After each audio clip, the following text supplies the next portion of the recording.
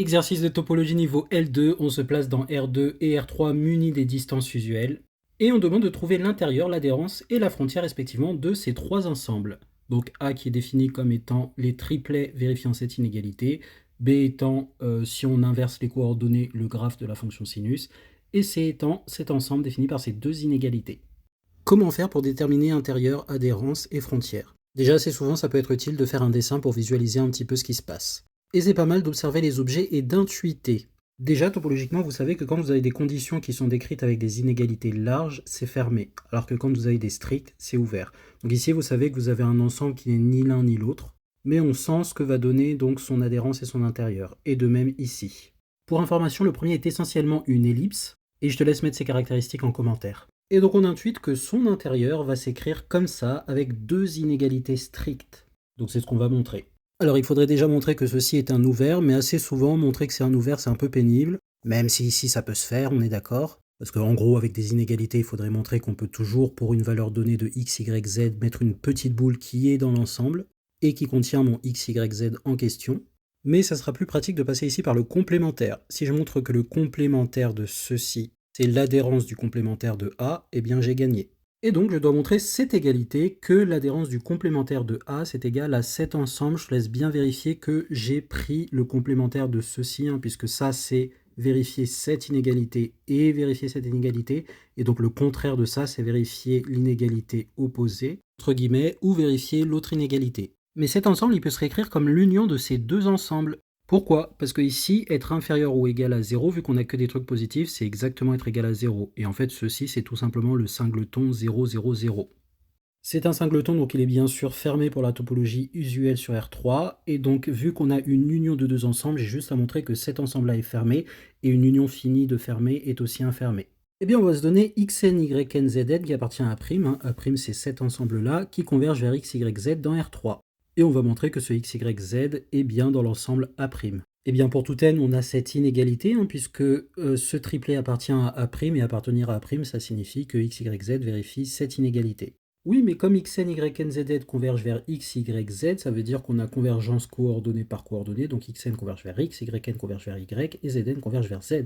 Et donc en passant à la limite dans cette inégalité, j'obtiens ceci, autrement dit que le triplet x, y, z vérifie la condition d'appartenance à A'. Donc x, y, z appartient à A', et donc A' est bien un fermé. Ce qui nous dit, comme on disait tout à l'heure, que cette union est aussi fermée. Maintenant, il ne nous reste plus qu'à montrer que cette union est bien l'adhérence du complémentaire de A, c'est-à-dire le plus petit fermé qui contient le complémentaire de A, ou alors l'ensemble des valeurs d'adhérence du complémentaire de A. On a donc montré que l'adhérence du complémentaire de A est inclus dans A seconde, où j'ai appelé A seconde cet ensemble.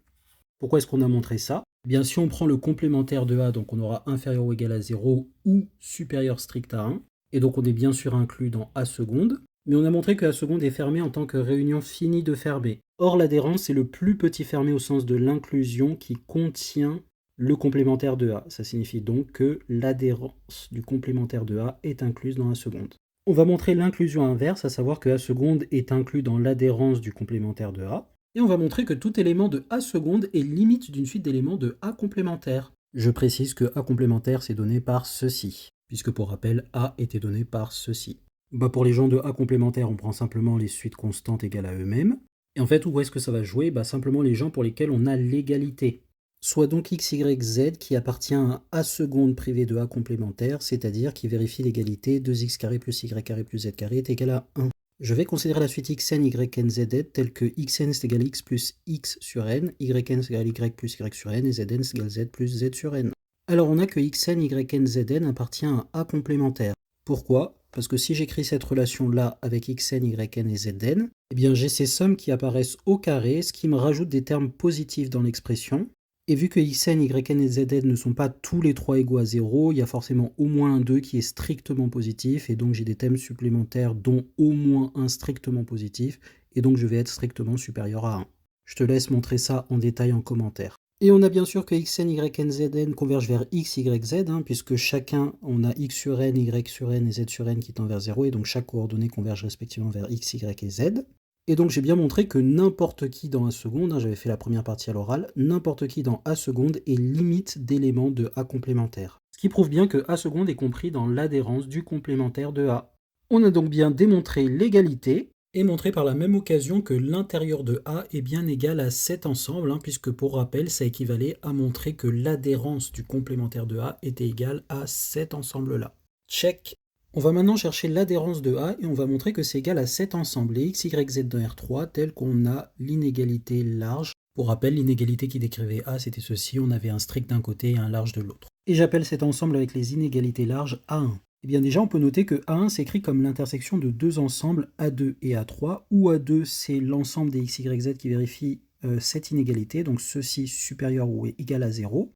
Pourquoi c'est un ensemble fermé? Parce que ceci est une fonction continue, et donc cette condition se réexprime comme l'image réciproque d'un fermé par une application continue, le fermé étant l'intervalle 0 plus l'infini, 0 inclus, et par définition d'une application continue, l'image réciproque de tout fermé est un fermé. Et évidemment, ici, on a un polynôme qui est continu, là où c'est défini. Et même raisonnement pour l'ensemble A3. J'ai donc que A1 est fermé en tant qu'intersection des deux fermés A2 et A3.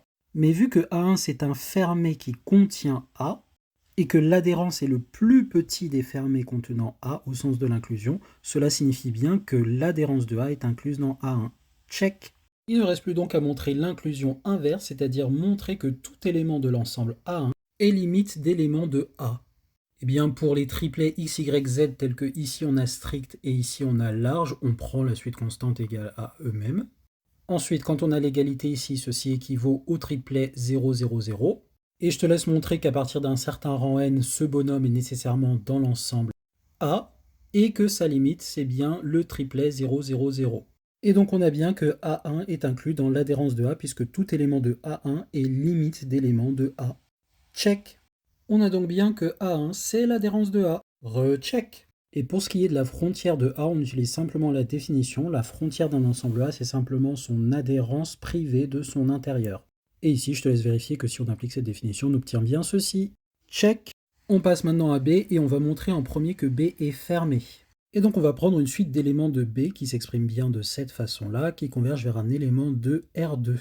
Et l'objectif, c'est de montrer que ce couple AB dans R2, c'est quelqu'un qui appartient à B, qui s'écrit donc de la forme sinus de B, B. Et bien là, l'argument, c'est tout simplement que comme on a convergence de cette suite de couples vers ce couple, on a convergence coordonnée par coordonnée, et en particulier, j'ai que xn converge vers B. Mais par continuité de la fonction sinus, j'ai que sinus de xn va converger vers sinus de B. Et donc nécessairement, j'ai que sinus de B est égal à A, et donc j'ai que ce point limite appartient à grand B. Check pour avoir montré que B est fermé, ce qui équivaut à dire qu'il est égal à son adhérence. On essaie maintenant de déterminer l'intérieur de B, et intuitivement, on va essayer de comprendre ce qu'est B. Donc pour rappel, j'avais cette définition-là, et je vais le représenter un petit peu à l'arrache. Oui, en fait, c'est bien cette courbe, c'est-à-dire la courbe du sinus, mais à laquelle on a fait subir une symétrie via l'axe y égale x. Et vu que c'est une courbe et qu'on est dans un plan, on intuite assez facilement qu'il ne peut pas y avoir d'ouvert non vide à l'intérieur de cet objet, et donc que son intérieur est vide. Alors on pourrait le démontrer assez facilement avec les boules, en prenant par exemple un point quelconque de la courbe et en montrant qu'on ne peut pas avoir une boule centrée sur ce point qui est contenue entière dans la courbe. Mais encore une fois, c'est un petit peu plus facile de passer par les suites et les fermer, donc on va passer au complémentaire.